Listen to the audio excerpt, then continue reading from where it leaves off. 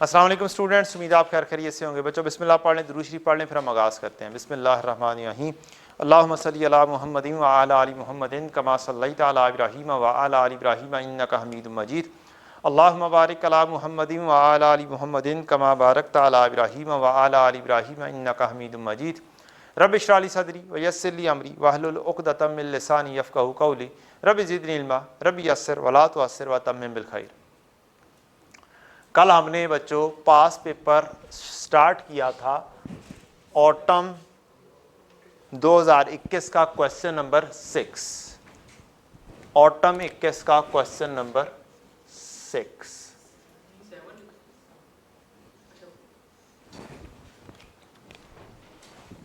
ठीक है, ये हमने स्टार्ट किया था और ये हम देख रहे थे। इसके अंदर हमने क्लोजिंग इन्वेंट्री लिख ली थी, हमने कॉस्ट पर यूनिट लिख लिया था, retail price including sales tax से एक्सक्लूडिंग पर गए थे, डिस्काउंटेड प्राइस निकाल ली थी और फाइनलाइज कर लिया था।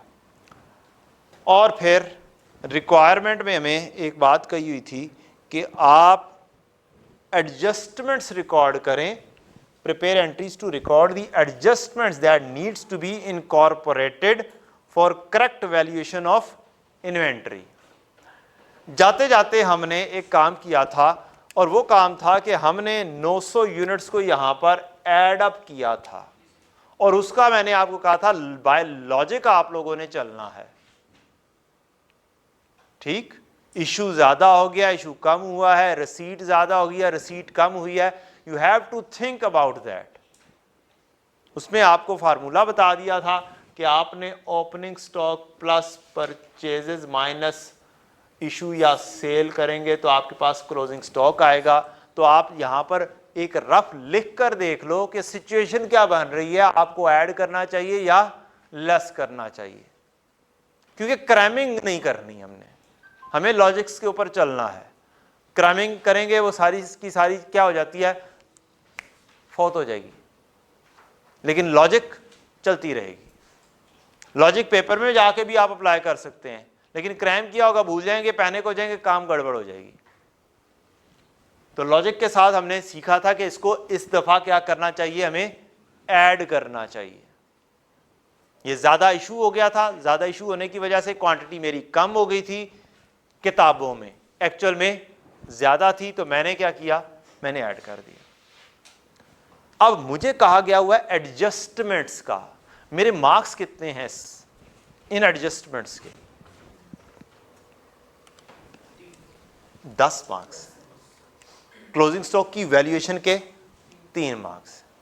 हाँ, ये एडजस्टमेंट जितनी भी हैं ये इसी वर्किंग के से ही निकलेंगी। और मैंने कहा था एडजस्टमेंट्स 2-3 किस्म की हो सकती हैं। एक एडजस्टमेंट आपकी गलत एंट्री करने की वजह से हुई है। क्या जी? Adjustment due to wrong journal entry you already passed।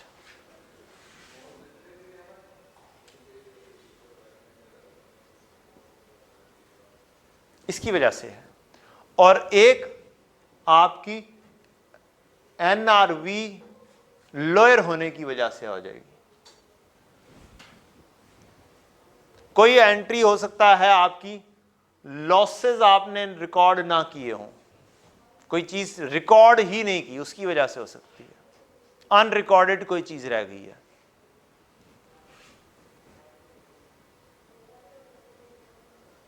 तो आप ऐसे कह सकते हैं कि जितनी भी ईयर एंड की एडजस्टमेंट्स हो सकती हैं पॉसिबल, वो सारी की सारी आपने करनी है, ताकि आपका क्लोजिंग स्टॉक बिल्कुल ठीक लिखा जा सके।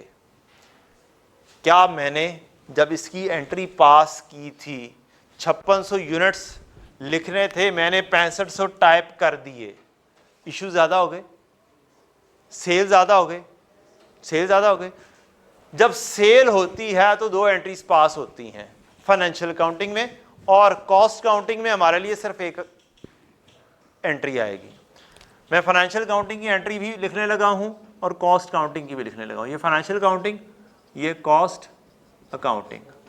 जब आप सेल करते हैं तो एंट्री पास करते हैं डेटर, डेबिट और सेल्स क्रेडिट से 100 रुपए से, और फिर परपेचुअल सिस्टम में इसके साथ अलाइन करके कॉस्ट ऑफ सेल्स डेबिट और इन्वेंटरी क्रेडिट करते हैं 80 रुपए से। हमारी कॉस्ट काउंटिंग के अंदर बस ये इन्वेंट्री से रिलेटेड यही एंट्री है, बस यही आनी है।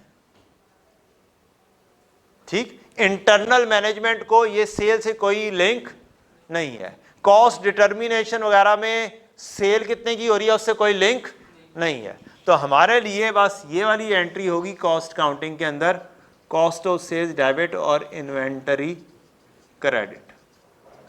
ये दोनों अमाउंट्स अज्यूम्ड है।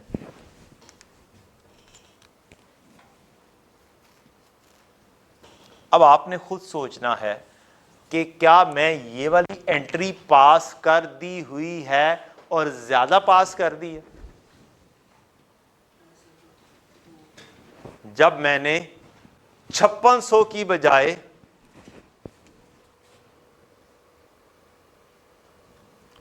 During the year product C a discrepancy of 900 completed units was observed. On investigation, it was found that 5600 units supplied to customer वर गलती से लिखा गया 6500, ज्यादा लिखा गया। इसका मतलब है कॉस्ट ऑफ सेल्स ज्यादा लिखी गई है, ये वाली एंट्री ज्यादा लिखी गई है। रिवर्स कर दूं? बस ये वाली आपकी एंट्री है, रिवर्सल एंट्री आप इसकी पास कर देंगे, ये आपकी एडजस्टमेंट्स होना शुरू हो गई। पहली एंट्री आप बनाएंगे, ईयर एंड क्या है हमारा, कोई बताया हुआ ईयर एंड 30 जून 21। तो 30 जून 21 के ऊपर आप एंट्री पास करेंगे, क्या इन्वेंटरी को डेबिट कर देंगे और कॉस्ट ऑफ सेल्स को क्रेडिट कर देंगे। ठीक हो गया। अब आपके कितने यूनिट्स थे, 900 यूनिट्स थे, और उसका रेट क्या था, क्वांटिटी इनटू रेट। रेट हमें यहां पर पता है, वैसे ये इन्वेंटरी सी थी ना, इसकी कॉस्ट पर यूनिट कितनी है 900। यहां पर डॉज थोड़ा सा है, बच्चा परेशान हो जाए यार 900 क्या करना है, क्वांटिटी ऐसे लिखा करो 900 यूनिट्स इनटू ₹900 पर यूनिट। ऐसे लिखोगे गलती नहीं होगी, समझ रहेगी। 900 यूनिट्स इंटू ₹900 पर यूनिट। और हम अब एंट्री बना देते हैं ₹1000 में, मुझे एंट्री बता दें। ₹1000 में 810 बनता है। अच्छा, इसका बड़ा आसान सा तरीका, आप कैलकुलेटर ओपन करें, कर लिया 900, वर्किंग सही वाली करनी है, रुपीज़ वाली। अब डिवाइड बाय 1000 में करना है, डिवाइड बाय 1000 कर दें। मिलियंस की कहानी दूसरे अंदाज से थी, 810 आ जाती है। Well done. ₹1000 में लिखने में क्या होगा, जल्दी से लिखा जाएगा, टाइम सेव होगा, 810। बाकी रुपीज़ में लिखना चाहे 3 से पर और लगाते रहो, मुझे तो कोई टेंशन नहीं है। अगली बात, मार्क्स मेरे कहां पर छुपे हुए हैं ज्यादा, एडजस्टमेंट्स में। कहां पे छुपे हुए हैं ज्यादा, एडजस्टमेंट्स में। लेकिन आसान काम कहां पर है ज्यादा, एडजस्टमेंट के बगैर होगा ज्यादा आसान काम। ठीक, तो आप एक ब्लेंड रख लें, पहले आसान काम परफॉर्म कर दें और फिर एडजस्टमेंट्स की तरफ चले जाएं। एडजस्टमेंट ज्यादा चांसेस हैं इनके अंदर होगी, डैमेज में, क्योंकि एनआरबी में जाने के चांसेस किसमें हैं, इनमें। क्या इन दोनों का काम जल्दी जल्दी हो सकता है, ये बताओ? आसानी से हो जाएगा, बहुत जल्द हो जाएगा। तो इसको देखते हैं, कॉस्ट टू सेल इसके कितने हैं।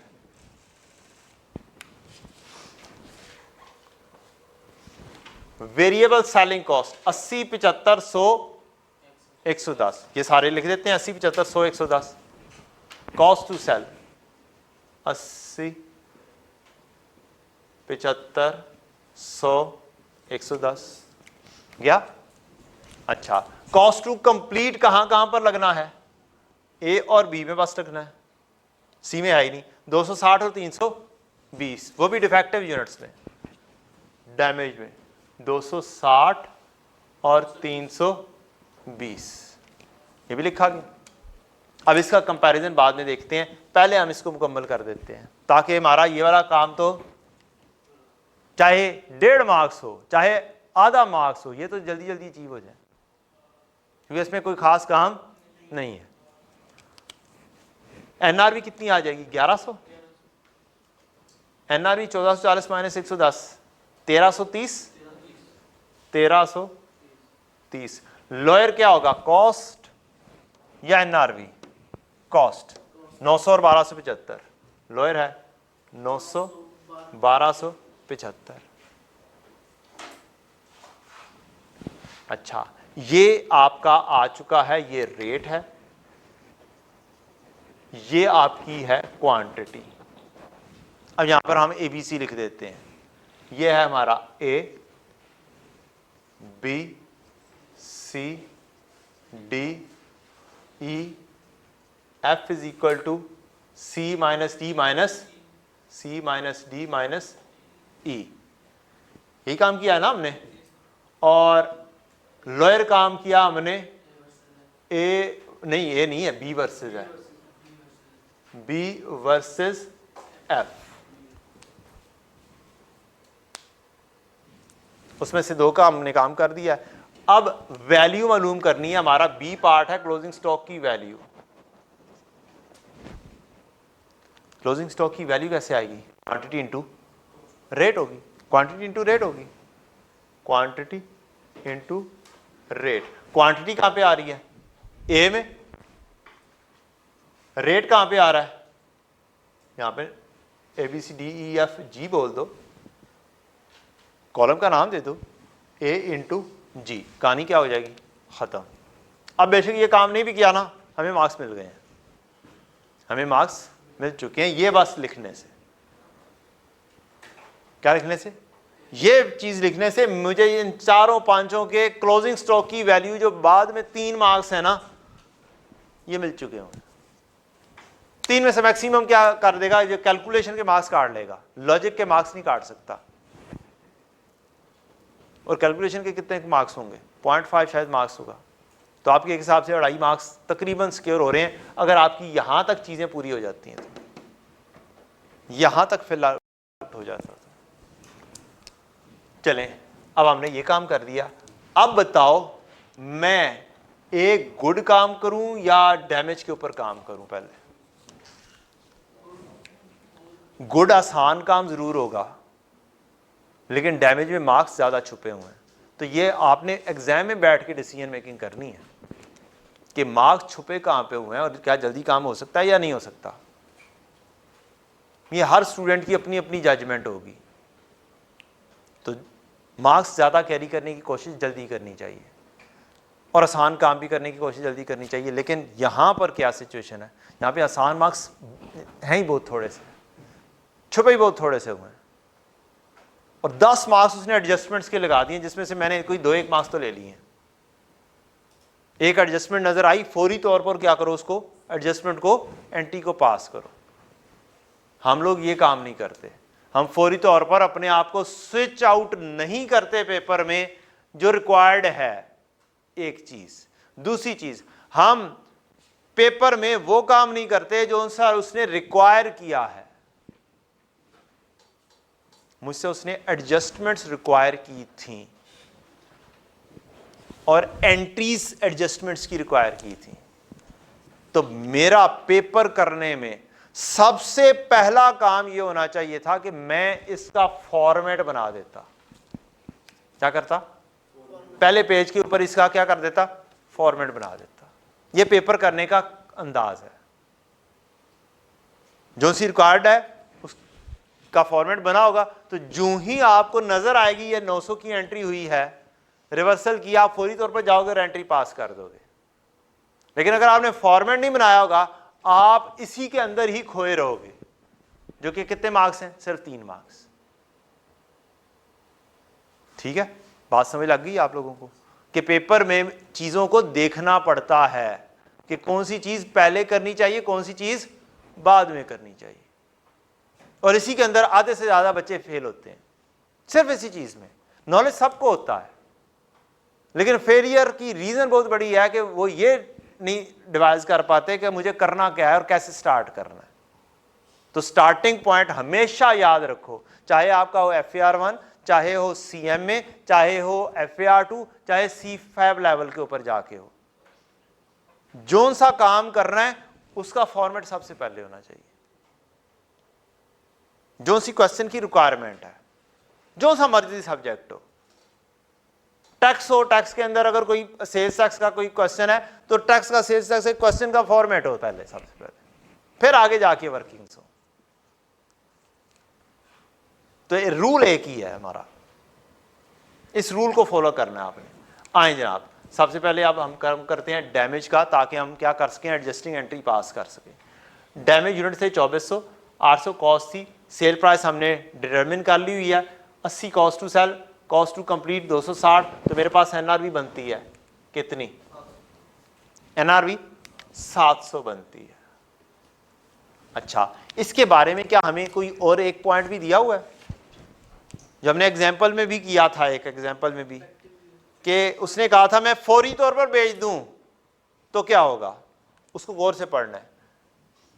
The defective units can be sold in the market at 60% of the current retail price, आगे क्या लिखा है, without incurring any rework and means, ना तो ये खर्चा होगा ना ही ये खर्चा होगा, इसका डायरेक्टली कितने परसेंट मिल जाएगा, 60% मिल जाएगा, जिसको मुझे 700 से कंपेयर करना है कि मेरा बेनिफिट कहां पर ज्यादा है। 1040 into 60%, 624, which one is better. 700 को फिर मुझे कंपेयर करना, मींस मेरी NRV क्या हुई 700, मैं इसको कर दूंगा टेक, इसको कह दूंगा बस ये तो क्रॉस है। वर्किंग भी ऐसे कर दो, कोई बात नहीं है, पेपर के अंदर कोई टेंशन नहीं है, असल चीज है कि कंपैरिजन हुआ है या नहीं हुआ पेपर में। ठीक है, आगे बढ़े, किससे कंपेयर करूं, 800 और 700, इसका मतलब है मुझे कौन सा चूज करना है, 700 चूज करना है, मेरी लोअर कितने है 700।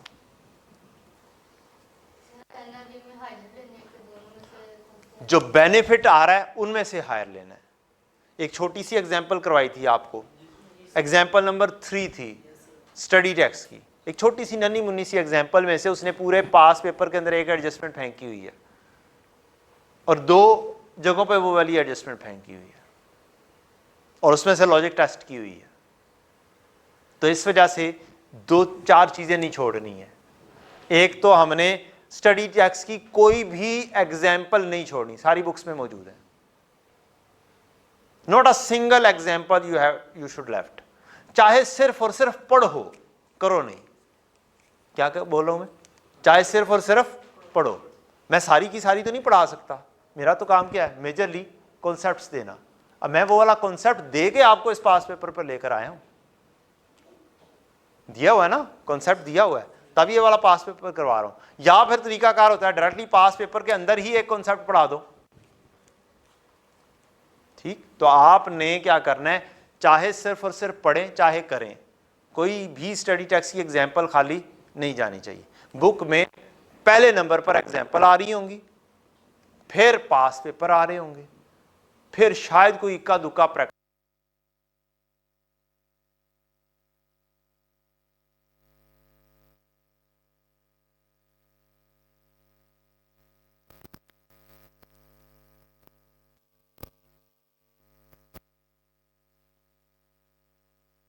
हाँ, हम एंट्री कर रहे थे, हम ये देख रहे थे कि डैमेज्ड हैं और यहां पे NRV की 2 ऑप्शंस हैं हमारे पास, दोनों में से जो ज्यादा बेनिफिट देगा मैंने वो चूज करनी है, मींस दोनों में से हायर ऑप्शन लेनी है। 700 कैलकुलेशन के जरिए आई और अगर हम इंस्टेंटली बेच देते हैं तो 624 हासिल होगा।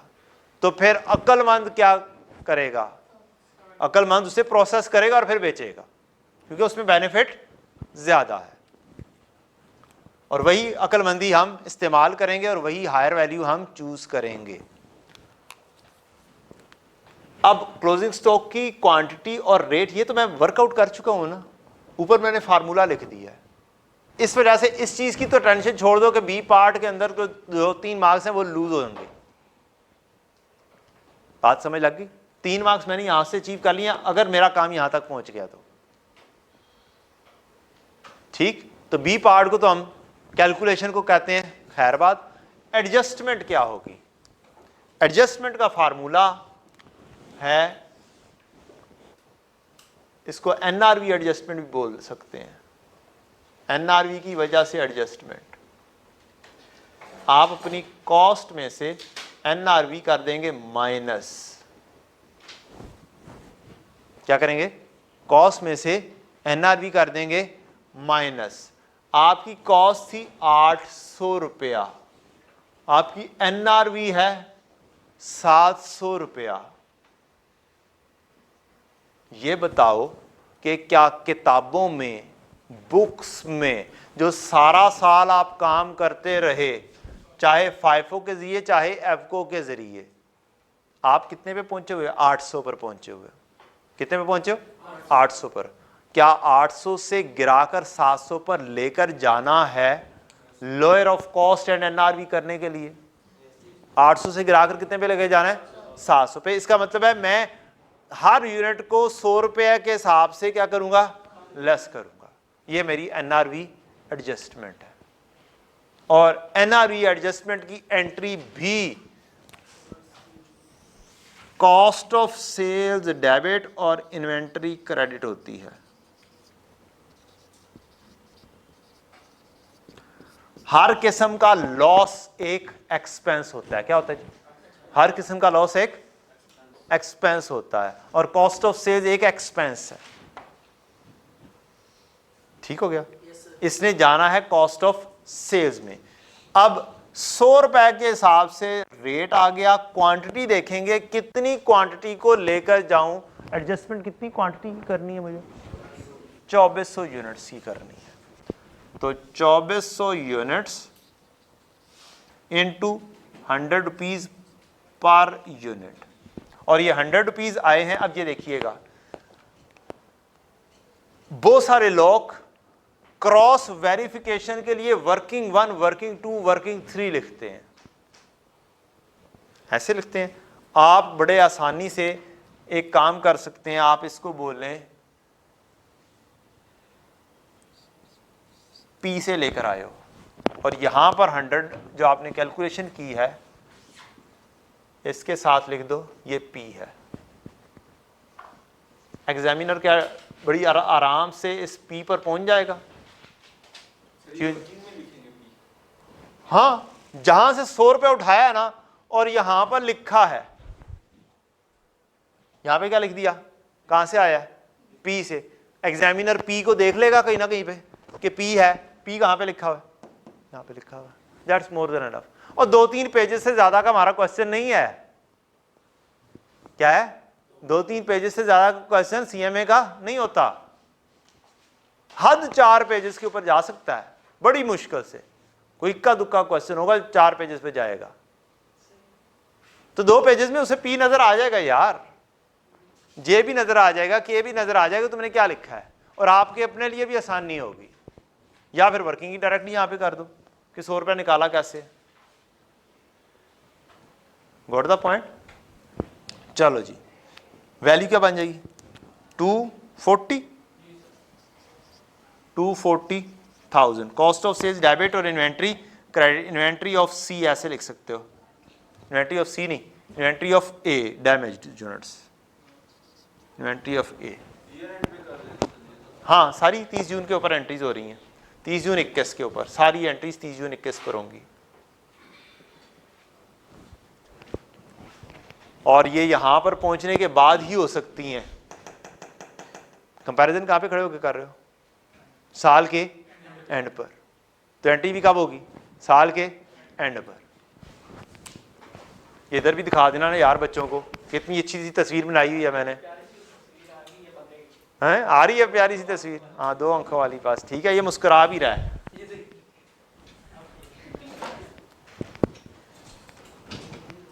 अच्छा जी, आगे बढ़े। इसकी भी एंट्री कर लेंगे तो हमारा क्या हो जाएगा, काम आसान हो जाएगा और मुकम्मल हो जाएगा। बाद में हम गुड यूनिट्स की काम कर देंगे इंशाल्लाह। 765 में से 75 और 320 लेस किए तो एनआरवी कितनी आई,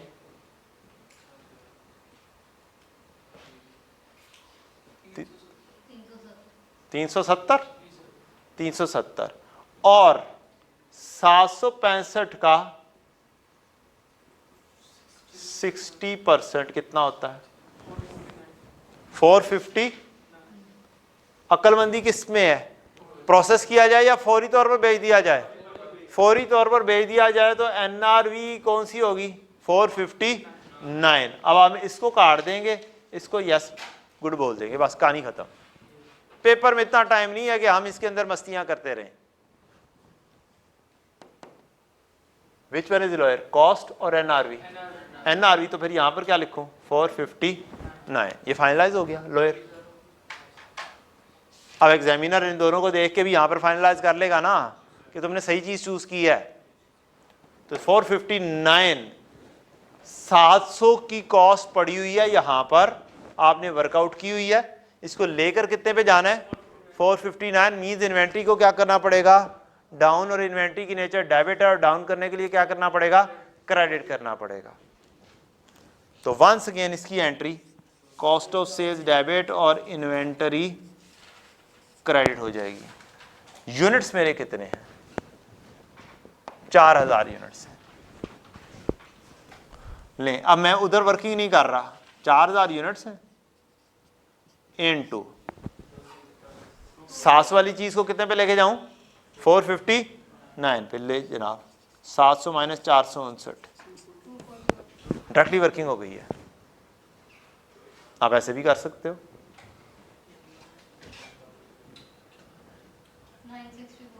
964।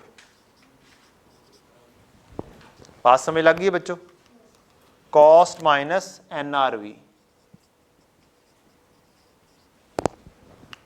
964 की एक और एंट्री भी आ गई, एनआरवी एडजस्टमेंट ये भी हो गई।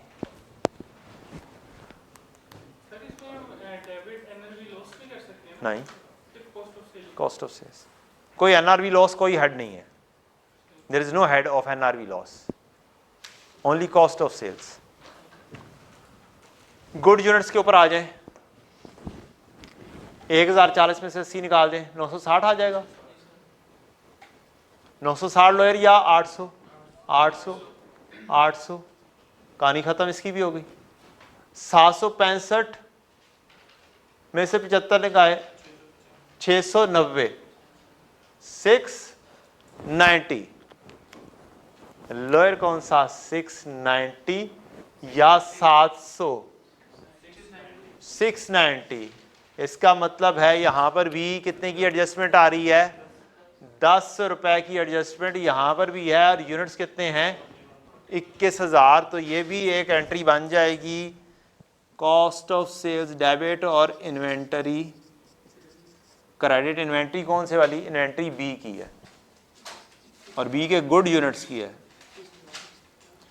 21,000 यूनिट्स हैं, मल्टीप्लाई बाय 10, 210 की ये एंट्री हो जाएगी।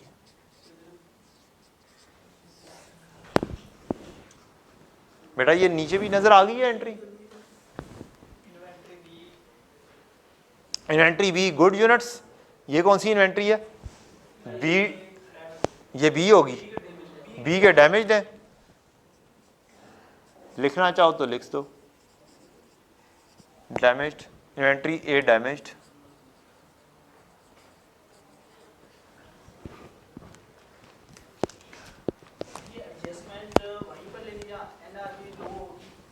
हाँ, कॉस्ट पे रहेगी तो फिर तो कोई आपने चेंज किया, आप कॉस्ट पर पहुंचे हुए हो, कॉस्ट पे बैठे हुए हो, कोई एडजस्टमेंट करनी पड़ी, कोई नीचे नहीं जाना पड़ा आपको।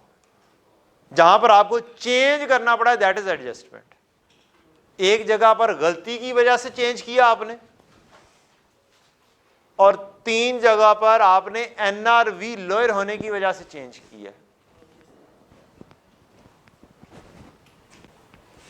लें जनाब, ये वो वाले क्वेश्चन हो गए जो आपके क्वेश्चन थे जिसके अंदर सिंपल कॉस्ट को कंपेयर करना था मुझे NRV से। अभी इन्वेंट्री के हमारे क्वेश्चंस ये वाले रहते हैं, FIFO को कॉस्ट कार्ड वगैरह बनाएंगे और शॉर्टकट्स भी सीखेंगे। इसके अलावा एक क्वेश्चन कंबाइंड भी आ सकता है कि आपको कॉस्ट भी वर्कआउट करनी पड़ रही हो और NRV भी वर्कआउट करनी पड़ रही हो, वो उसके बाद की कहानी। अभी तक जो काम करवाया ये कह सकते हैं एक्सटेंशन ऑफ PRC थी। क्या थी? उसकी एडवांस लेवल पर जाकर PRC का काम हो रहा है और इस तरह के क्वेश्चन आए हुए हैं and nothing else. What the point? First वाली एडजस्टमेंट, इसको आप बोल लें reversal of wrong entry made. को जो मर्जी लिख दो, नरेशन जो मर्जी लिख दो, ओवर स्टेटमेंट लिख दो, ओवर स्टेटेड लिख दो। हाँ नहीं लिख दो तो अच्छी बात है, लिख दो तो अच्छी बात है। ले जनाब, हमारा क्वेश्चन क्या हो चुका है? कंप्लीट हो चुका है अल्हम्दुलिल्लाह।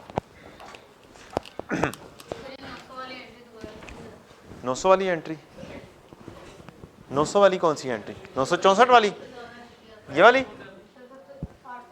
810 वाली। 900 यूनिट थे मेरे ये यहां पर, ये मैंने ऐड किए जब मैंने एंट्रीज पास की थी। कल मैंने आपको बताया था ये वाला तरीका कार इस्तेमाल करना है।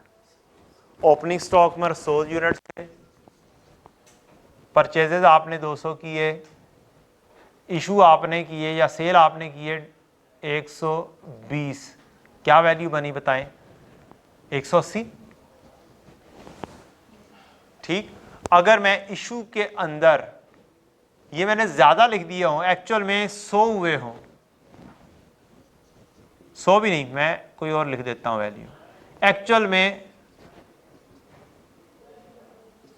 ये हैं, लिख मैंने ये दिए हैं। अब बताएं क्या क्लोजिंग स्टॉक बनता है? 90 बनता है। अब ये गलती कर दी है, ये एक्चुअल में है। क्या है? जो क्वेश्चन की सिचुएशन है वो ये वाली है, ये गलती कर दी है, गलती से लिखा गया है, ये एक्चुअल में है। तो मेरा ये गलती की वजह से स्टॉक क्या हो चुका है और इसकी मैंने कोई एंट्री पास की थी, इसकी एंट्री ये वाली मैंने पास की थी, कॉस्ट ऑफ सेल्स डेबिट और इन्वेंट्री। जब मैंने ज्यादा एंट्री पास कर दी, 210 से एंट्री पास कर दी, करनी 120 से चाहिए थी, तो फिर मैं उस एंट्री की क्या कर दूंगा? रिवर्सल कर दूंगा, इन्वेंट्री डेबिट और कॉस्ट ऑफ सेल्स क्रेडिट कर दूंगा। तो ये इस एंट्री की रिवर्सल है।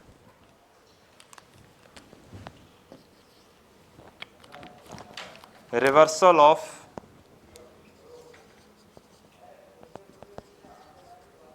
कॉस्ट ऑफ सेल्स डेबिट और इन्वेंट्री क्रेडिट 6500 यूनिट्स के मुताबिक कर दिया इंस्टेड ऑफ 5600।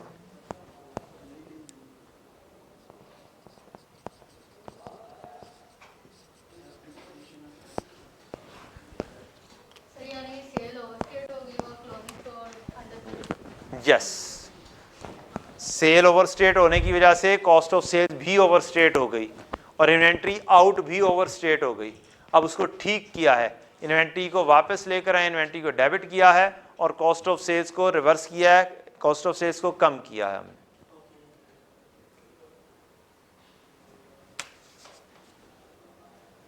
ठीक है, अब हमारे पास लगभग 20 मिनट हैं और 20 मिनट के अंदर हम कुछ जस्ट जनरल थोड़ा सा हम पढ़ेंगे, कुछ कॉन्सेप्ट्स लेंगे। ठीक है जी, हम कोई क्वेश्चन नहीं शुरू कर रहे, 20 मिनट में हम कॉन्सेप्ट्स लेंगे और कॉन्सेप्ट्स लेकर हम हाँ फिर हम सो जाएंगे, इफ्तारी तक हैं।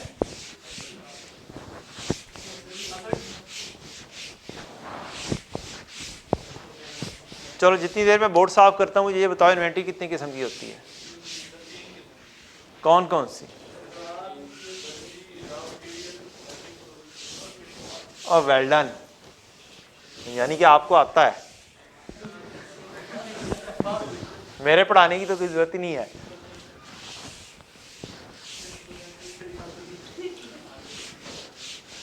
तीन ही किस्म की होती है, बिल्कुल सही कहा भाई ने। जी बेटा, सेम इस तरह का बुक खोलें जी, लेकिन उसके अंदर ना जरा सी कॉस्ट भी डिटर्मिनेशन दरमियान में आ रही है, मसला ये है। हाँ, तो वो जब तक मैं कॉस्ट वाली चीज नहीं करवा दूंगा तब तक वो जरा सा मसला करेगी आपको। बुक में 7 नंबर क्वेश्चन है। पास पेपर्स में, इन्वेंट्री के पास पेपर में 2 किस्म के पास पेपर्स आपके पास आ रहे हैं बुक में। एक पास पेपर आ रहे हैं जो R1 के हैं, R1 या इंट्रो के, और एक पास पेपर है जो सिर्फ CMA में आए हुए हैं। दिखाएं जरा, अरे दोनों देखने हैं बेटा। ये पास पेपर की लिस्ट पे पहुंचे तो वे हो, खैर से हद हो गई है। ये यहाँ पर ये CMA वाले पास पेपर हैं, ये R1 वाले पास पेपर हैं। एक इसमें से करवाया है, एक इसमें से करवाया है, ठीक है, ढूंढ लोगे। एक पास पेपर है आपका ये 7 नंबर पास पेपर जो भी हमने किया है,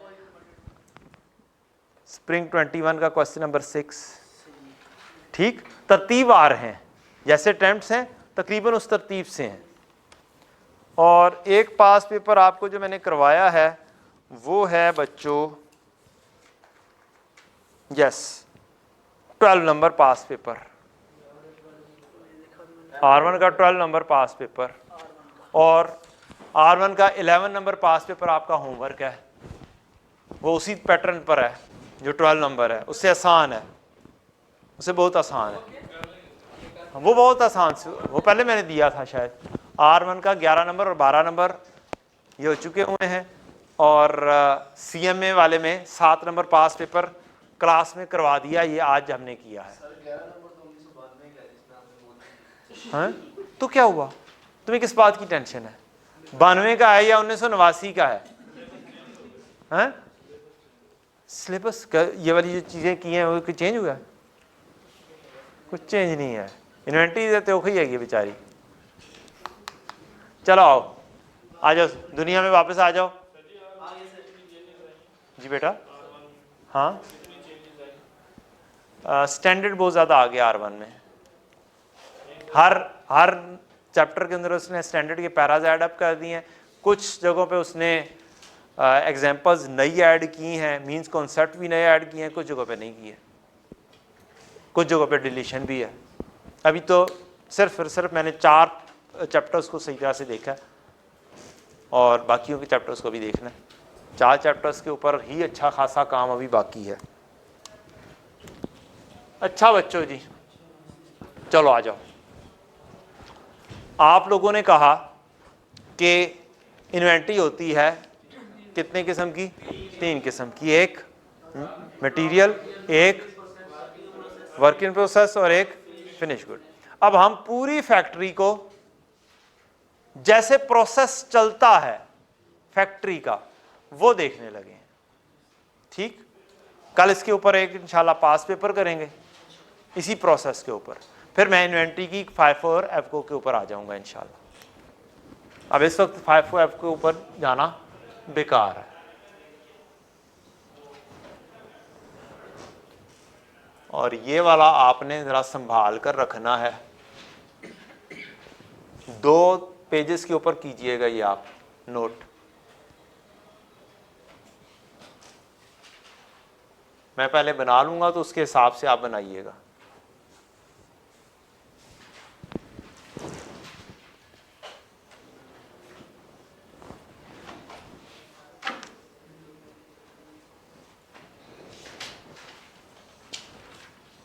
लें जी,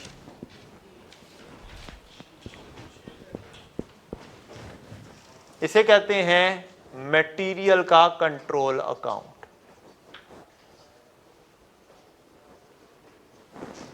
इसे हम कहेंगे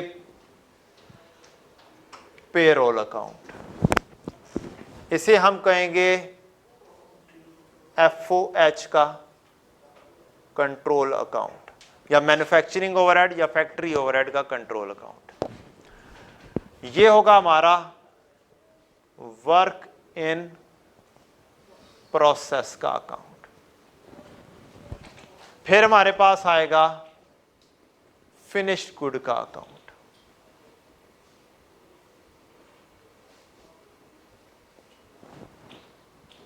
फिर हमारे पास आएगा कॉस्ट ऑफ सेल्स का अकाउंट। मैंने बोला है 2 पेजेस पे बनाइएगा। अच्छा जी, इसमें इन्वेंट्री आ जाओ इस साइड पे, पहले समझ लो, बाद में तस्वीरें खींच के कर ले जाना, घर जाके कर लेना, ठीक है। एक इसका बीडी होता है, एक इसका सीडी होता है।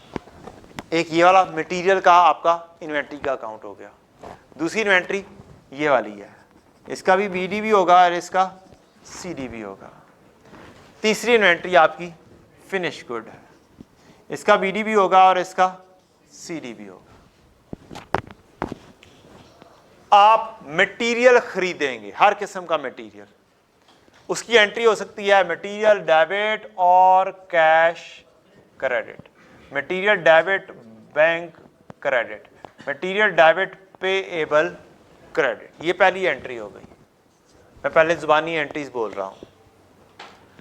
आप पे रोल देंगे, जो लेबर होगी वो जो काम कर रही होगी उसको भी देंगे, जो फैक्ट्री के अंदर मैनेजर है उसको भी देंगे, जो फैक्ट्री में सुपरवाइजर है उसको भी देंगे, सब बंदों को क्या देंगे, उनकी सैलरी देंगे।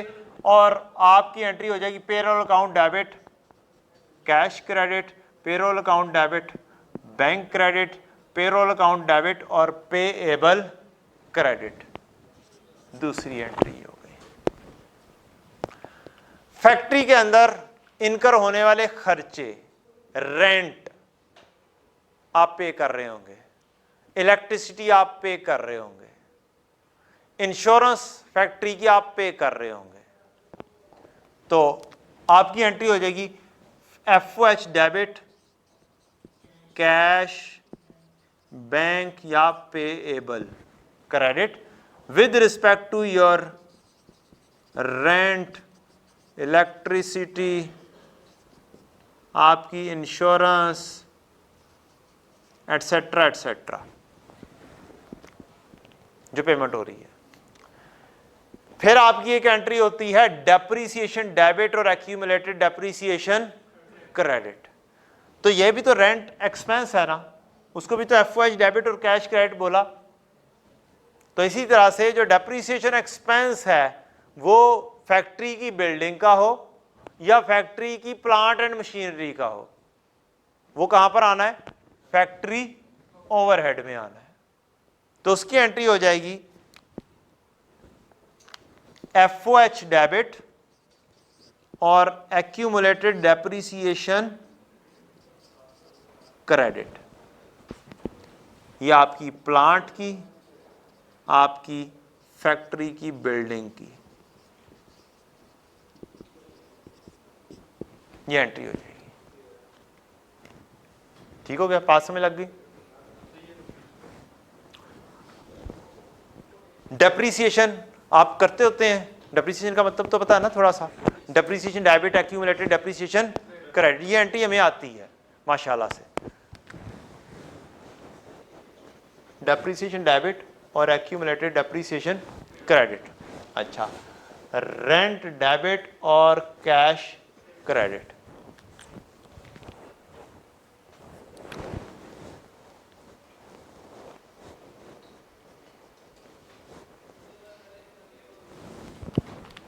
समझ लग गई? FOH debit accumulated depreciation credit, FOH debit और कैश क्रेडिट। समझ लग गई जी? एंट्री पक्की हो गई? अच्छा, कितनी एंट्रीज हो गई हैं? 4। मैं भी सिर्फ बोल रहा हूं, एंट्री लिख नहीं रहा, टाइम इतना नहीं है, समझाना है मुझे, लिख देंगे। बोल रहा हूं तो इसका मतलब है आप लिख सकते हैं।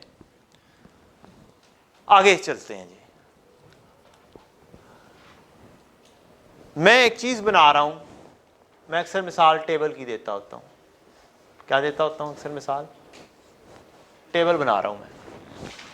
क्या टेबल बनाने में मुझे पता है कि चिपबोर्ड कितना लगेगा या लकड़ी कितनी लगेगी? पता है ना। और मैं डायरेक्टली इसको ऑब्जर्व भी कर सकता हूं किसी एक यूनिट के लिए, एक मेज के लिए, कि एक मेज पर कितना मटेरियल लग रहा है। ठीक, तो इसको कहते हैं डायरेक्ट मटेरियल। जो किसी प्रोडक्ट का डायरेक्टली इन्वॉल्व होने वाला मटेरियल होता है उसको क्या बोलते हैं? Direct material. और एक मटेरियल होता है जो इनडायरेक्टली अलाइन हो रहा होता है इससे। जैसे आप किसी एक मेज को 100% के साथ डायरेक्टली असाइन नहीं कर सकते, या फिर जो बहुत ही इमटेरियल वैल्यू का होता है उसको बोलते हैं इनडायरेक्ट मटेरियल। क्या बोलते हैं? फॉर एग्जांपल लिख लें, ग्रीस है। आप कोई मशीनरी यूज कर रहे होंगे मेज बनाने के लिए, कटिंग के लिए, उसके अंदर आपने कोई ग्रीस देनी है उस मशीनरी को करने के लिए, तो अब ये क्या डायरेक्टली इन्वॉल्व हो गई है इस मेज बनाने में? लेकिन है तो ये मटीरियल ही, लेकिन है ये मटीरियल ही। तो इसको क्या कहेंगे? Indirect material. तो दो किस्म का मटीरियल होगा, एक डायरेक्ट मटीरियल और एक इनडायरेक्ट मटीरियल। ठीक, मटीरियल यहां पर सारे आ रहे हैं, यहां पे सारे आ रहे हैं, यहां से निकलकर जाएगा इधर डायरेक्ट मटीरियल। कौन सा मटीरियल? डायरेक्ट मटीरियल जाएगा WIP अकाउंट को, डायरेक्ट मटीरियल चला जाएगा। मटीरियल अकाउंट से डायरेक्ट मटीरियल। ये कितने नंबर एंट्री होगी? 4। ये आ गई 5 नंबर एंट्री।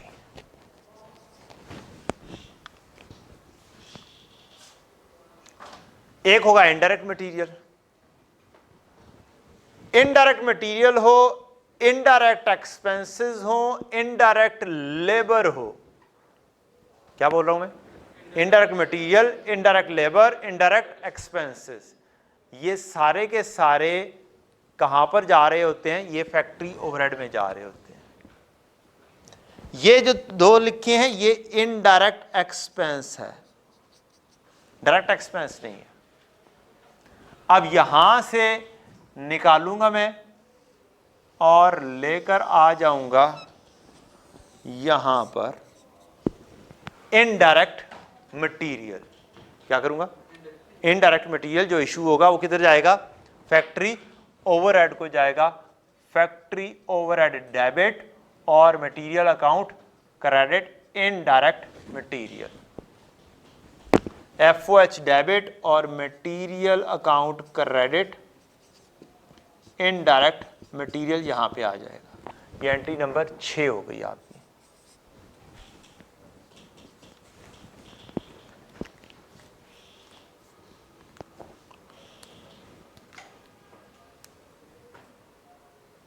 यहां से आपकी इधर जाएगी क्या चीज वाला?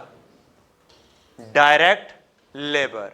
डायरेक्ट लेबर वो वाली लेबर होगी जो ये मेज बनाने में डायरेक्टली इन्वॉल्व है, जो कटिंग कर रहा है, जो हथौड़ियां चला रहा है, वो वाली।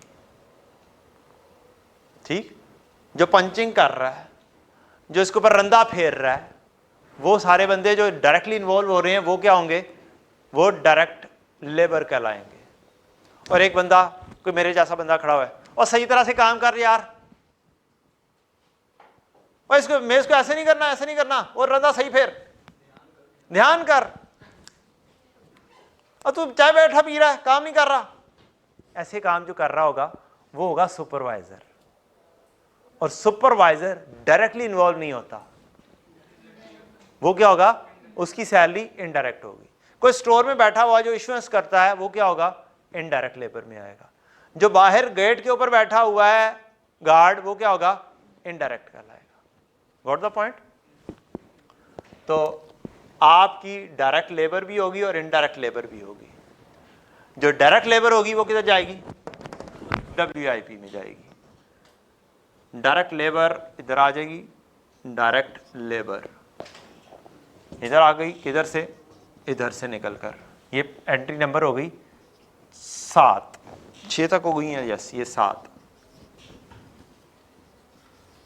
और हाँ सॉरी WIP का रेफरेंस देते हैं और लिखते हैं डायरेक्ट लेबर, और FOH का रेफरेंस देते हैं इनडायरेक्ट लेबर। ये हो जाएगी 8 नंबर एंट्री, और ये आएगी यहां से निकलकर यहां पर FOH डेबिट और payroll account credit indirect labour. क्या 8 तक एंट्रीज मुश्किल तो नहीं है? एंट्रीज, ये एंट्रीज हमारे कोर्स का हिस्सा है। क्या है? एंट्रीज हमारे कोर्स का हिस्सा है। अच्छा जी, 8 नंबर एंट्री तक बात हो गई। WIP के अंदर एक मेरा डायरेक्ट मटेरियल आ गया, एक मेरा डायरेक्ट लेबर आ गया, पेरोल अकाउंट से डायरेक्ट लेबर आ गया। यहां पर भी पूरा पेरोल लिख देते हैं, डायरेक्ट लेबर। कितने नंबर थी ये? 7 नंबर एंट्री। एक लफ्ज होता है FOH एब्जॉर्ब्ड। क्या लफ्ज होता है? FOH absorbed. FOH की कहानी ये होती है कि इसके अंदर बहुत सारे खर्चे ऐसे होते हैं जो मुझे पता बाद में चलते हैं। क्या पता बाद में चलते हैं? मसलन इलेक्ट्रिसिटी का बिल है, मैं इस महीने खर्च करता हूं, पता कब चलता है? अगले महीने 10 तारीख को। पे कब करना होता है? 15 तारीख को, समटाइम्स उससे भी आगे जाके। तो ये एक्चुअल खर्चे मुझे पता नहीं होते हैं। प्रोडक्ट कब मैं बना रहा हूं? अभी। देनी कब मैंने है? अभी। खर्चे जब तक लिखूंगा नहीं तब तक वो मीट नहीं हो पाएंगे। तो इस वजह से मैं क्या करता हूं, एस्टिमेटेड बेसिस के ऊपर फैक्ट्री ओवरहेड अपने प्रोडक्ट का पार्ट बना लेता हूं। क्या बना लेता हूं? प्रोडक्ट का पार्ट बना लेता हूं। यहां से आएंगे खर्चे यहां पर, FOH एब्जॉर्ब्ड आ जाएंगे,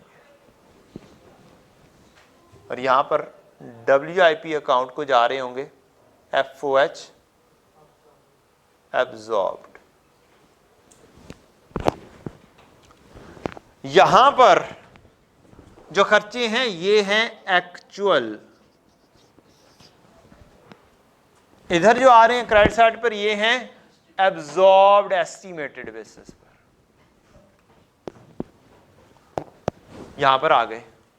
कितनी एंट्रीज हो गई बेटा? 9 नंबर। ये 9 नंबर एंट्री है। ये एक्चुअल है। FOH डेबिट कैश क्रेडिट क्या होगा? ये एक्चुअल खर्चे हैं। डेप्रिसिएशन क्या है? एक्चुअल है।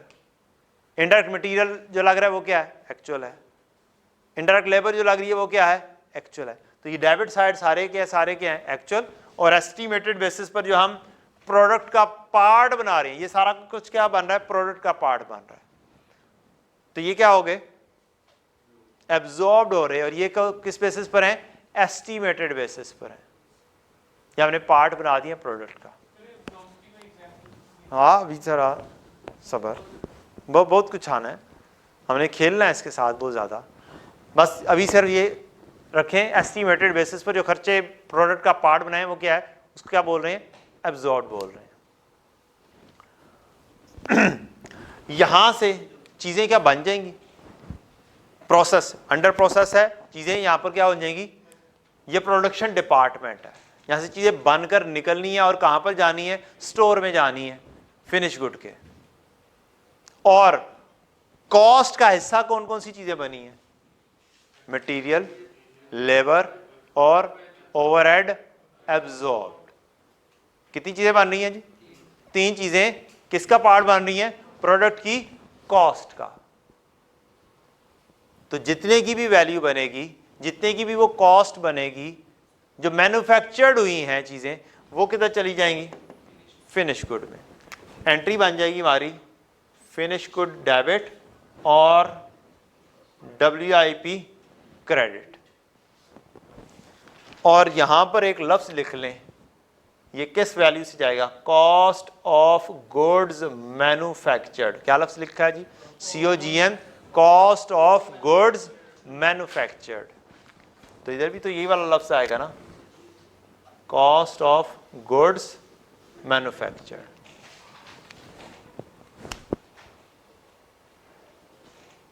अब हमारी चीजें बनकर हमारे पास पड़ी हुई हैं, ये जब बिकेंगी तो क्या एंट्री होगी? कॉस्ट ऑफ सेल्स डेबिट और इन्वेंट्री फिनिश गुड क्रेडिट। यहां से ये निकलेगी और ये जाएगी कॉस्ट ऑफ सेल्स को, कॉस्ट ऑफ सेल्स डेबिट और इन्वेंटरी फिनिश गुड की क्रेडिट। ये कितने नंबर एंट्री हो गई? 10 नंबर? नहीं, 9, ये 10 नंबर है, ये 10 नंबर और ये 11 नंबर। फ्लो का समझ लग गया जी कहानी? अच्छा ना यार, पेरोल का तो डाउन केयर डाउन नहीं, इन्वेंट्री आई नहीं। कैश बैंक पेबल, तो पेबल का लेजर में जाएगा ना, पेरोल एक्सपेंस डेबिट और पेबल क्रेडिट। एंट्रीज पढ़ो ना, पेरोल एक्सपेंस डेबिट और पेबल क्रेडिट। पेबल एक्सपेंस का कोई BD/CD नहीं होता। क्या होता है एक्सपेंस का? कोई BD कभी देखा हो? मुझे नहीं पता चला। एक्रूड एक लायबिलिटी होती है ना, उसकी एंट्री क्या होती है? Accrued expense debit payable credit. तो एक्सपेंस डेबिट वाले की कोई एंट्री नहीं होती, कोई वो नहीं होती, कोई BD नहीं होता। मटेरियल, लेबर और overhead, direct material, direct labour और ओवरहेड। एब्जॉर्ब वाला हिस्सा बनाएंगे। अच्छा जी, मटेरियल, लेबर और FOH एब्जॉर्ब आपका क्या होता है? पार्ट बनता है। जाना नहीं है, 3-4 मिनट और लूंगा मैं। कॉन्सेप्ट अभी दरमियान में फंस गया है, दरमियान में फंस जाएगा, फिर से मुझे पूरा फ्लो बनाना पड़ जाएगा। 1.5 घंटा का 1.25 घंटा है बस, ठीक है यार, कोई मसला नहीं है। हाँ वैसे ही लेट स्टार्ट, बातें करते रहे, आप किताब भी देखते रहे थे। अच्छा, थोड़ा सा कॉन्सेप्ट आप लोगों ने अंडर एब्जॉर्ब्ड और ओवर एब्जॉर्ब्ड का PRC में पढ़ा हो, शायद पढ़ा था, समझ लगी थी थोड़ी सी। समझ कॉन्सेप्ट का पता चला था, कॉन्सेप्ट का? गुड। मुझे तो लगता है ये पहले से CMA भी पढ़ चुका हुआ है। PRC के अंदर, PRC तो नहीं की ना आपने? हैं? AFC के बाद CMA भी एक टाइम दे चुके हो ना?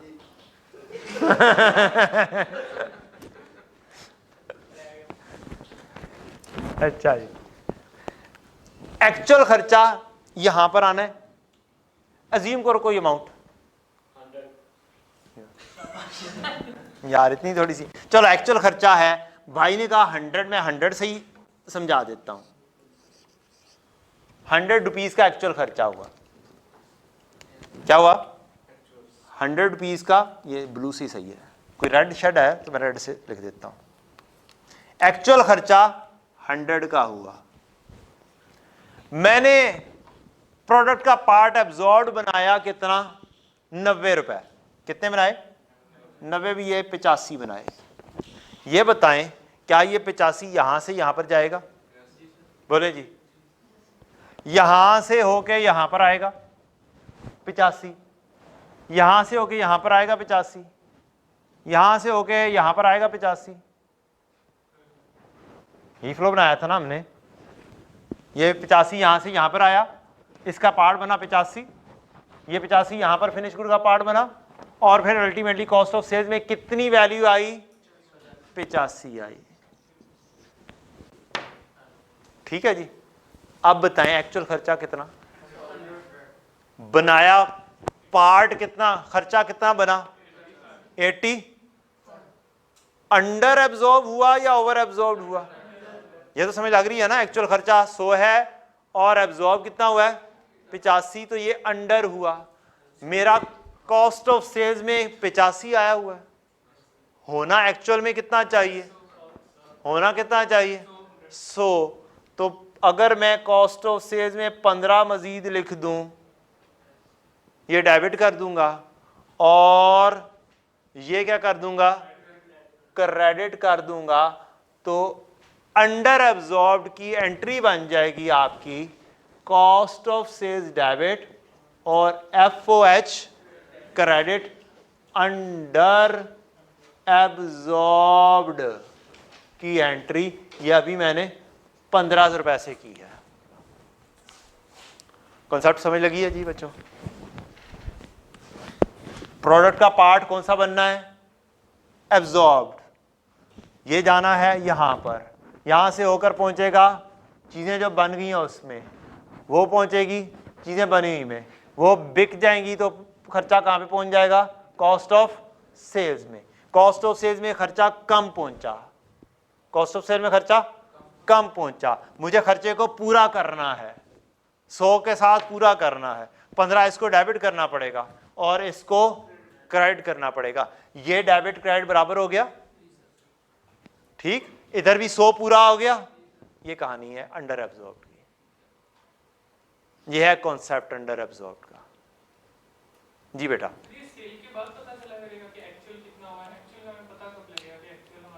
एक्चुअल का तो यहां से पता चलता जाएगा ना, हर महीने के बाद जब हमें सारी की सारी चीजें मिल जाएंगी तो पता चल जाएगा हमें। बाद में हम एडजस्टिंग एंट्री देख लेंगे कि हमारे पास एब्जॉर्ब की बेसिस के ऊपर कितना एब्जॉर्ब हुआ है और एक्चुअल को कंपेयर करेंगे तो हमें पता चल जाएगा। हाँ, तो साल के एंड के ऊपर तो पता चल जाएगा ना, साल के एंड पर तो आपने सारी चीजें क्लोज करनी है ना, क्या नहीं करनी? या महीने के एंड के ऊपर भी अगले महीने में जाके क्लोज कर सकते हो, पिछले महीने को कर सकते हो ना। तो हर महीने की बेसिस के ऊपर भी एंट्री पास हो सकती है और साल की बेसिस के ऊपर भी एंट्री पास हो सकती है। इसको कहते हैं प्रोडक्ट कॉस्ट। क्या बोलते हैं? इस 85 को बोलते हैं ये प्रोडक्ट कॉस्ट का पार्ट है, और इस 15 को बोलते हैं पीरियड कॉस्ट है, किसी एक पीरियड से बिलोंग करके है और ये प्रोडक्ट का पार्ट बनकर आई हुई है। अच्छा जी, अब इसके ऑपोजिट भी देख लेते हैं। एक्चुअल खर्चा कितना है? मैंने बना दिया है खर्चा पार्ट एस्टिमेटेड बेसिस पर 121 का। क्या 121 यहां पर आएगा? 121 यहां पर पहुंचेगा, यहां से यहां पर पहुंचेगा, यहां से बिक कर क्या लिखा जाएगा 121। क्या एक्चुअल खर्चे से बढ़ गया है, ओवर हो गया है? ओवर होने की वजह से मेरी कॉस्ट ऑफ सेल्स गलत हो गई है, कॉस्ट ऑफ सेल्स ठीक होनी चाहिए। कॉस्ट ऑफ सेल्स को क्या करूंगा मैं? क्रेडिट कर दूंगा और FOH को क्या कर दूंगा मैं? डेबिट कर दूंगा। तो क्या मेरा 121 डेबिट और 121 क्रेडिट बराबर हो जाएगा? FOH का सफा अस्ती से मिट कर चीजें कहां पर पहुंच जाएंगी? कॉस्ट ऑफ सेल्स में, और कॉस्ट ऑफ सेल्स भी बिल्कुल क्या हो जाएगी? ठीक हो जाएगी। तो ये एंट्री हो गई आपकी इसके ऑपोजिट, FOH डेबिट और कॉस्ट ऑफ सेल्स क्रेडिट। मैंने इस वक्त 21 से एंट्री की है और ये है आपकी ओवर एब्जॉर्ब्ड की एंट्री विद लॉजिक 11 नंबर, ये 12 नंबर और ये आपकी 13 number entry. And that's all the game.